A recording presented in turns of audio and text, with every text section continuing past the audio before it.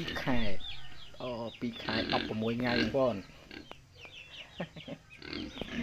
ចូលយកបានអត់ប៉ុណ្ណឹង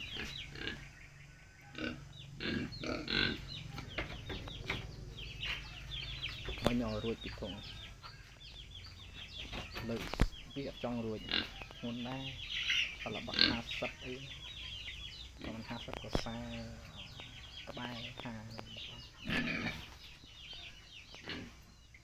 កែต้องវាកម្លាំងទុកនេះកម្លាំងទុកនេះ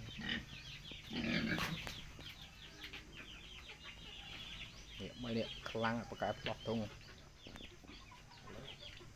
បាំងឈើបន្ថែមវាខ្លាចវាផ្លោះទៀត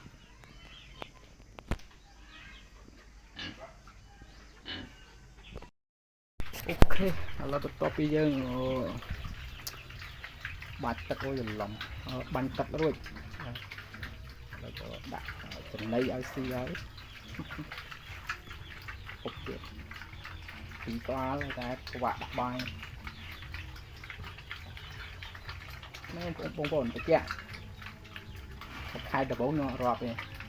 ខ្ញុំរាប់ចាប់ពីថ្ងៃដែលខ្ញុំចាប់ចូលធុងមកដល់ថ្ងៃនេះគឺ2 ខែ16 ថ្ងៃបងប្អូននេះគឺស្ថានភាពនៃការលូតលាស់សមរម្យបងប្អូនប៉ុណ្ណឹង